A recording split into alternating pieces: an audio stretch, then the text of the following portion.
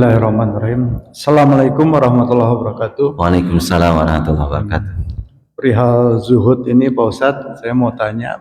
Kita sering dengar kutipan-kutipan yang mengatakan bahwa kejarlah akhirat maka dunia akan mengejarmu. Yang saya mau tanyakan, apakah itu hadis sahih atau hanya kutipan dari para ulama aja sebagai nasihat atau motivasi kita dalam beribadah, atau gimana ya? Karena kalau kita memahami hanya letterlock saja, jadi orang-orang itu cenderung melaksanakan ibadah saja gitu ya, jadi melupakan dunia, sehingga kewajiban-kewajiban kita dalam mencari nafkah itu atau membangun peradaban dunia itu ketinggalan dari kaum kafir gitu ya. Kaum kafir udah pergi ke bulan, kita masih ketinggalan gitu ya.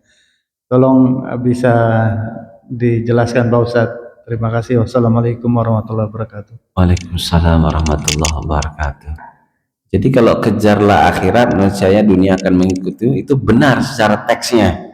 Ya, tapi itu bukan hadis itu, Pak. Tapi yang ingin saya sampaikan, memahami dari kalimat itu, bagaimana segala hal yang kita kerjakan memang berorientasi pada akhirat. Kalau kita belajar jadi seorang menteri, jadilah menteri yang orientasinya akhirat, kejar akhirat. Maknanya apa? Dia menjalankan secara amanah agar di akhirat dia bisa sukses.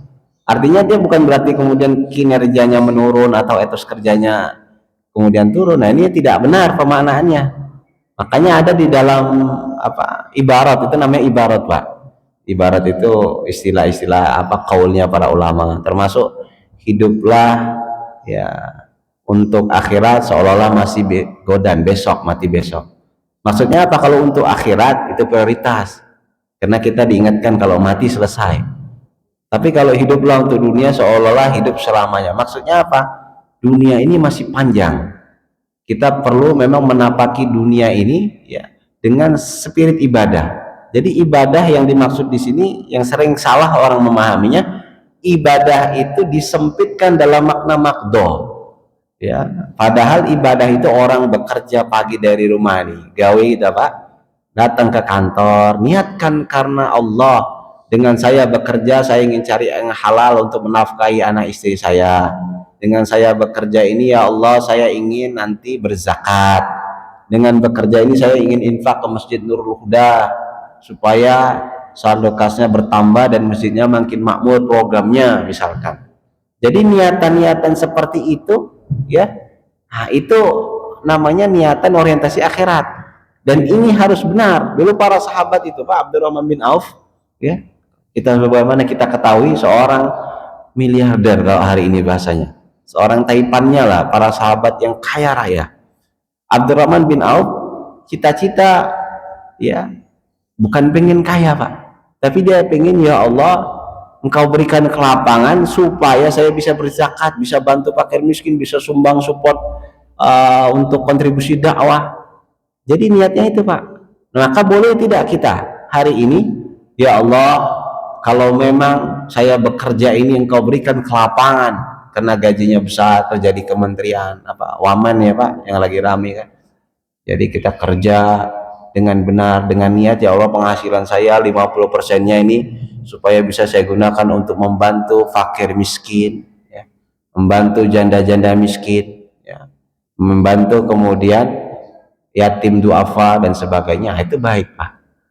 Jadi maksudnya itu kalau kita jadi pebisnis, ya Allah saya masih di usia segini saya harus berbisnis karena saya ingin hasil bisnis ini sebagian mau saya infakkan di jalan-Mu ya Allah. Nah, itu orientasi akhirat Pak. Dan nanti diuji dalam perjalanannya ya. Ketika terbenturan kepada perkara yang halal atau yang haram, nah itu diuji.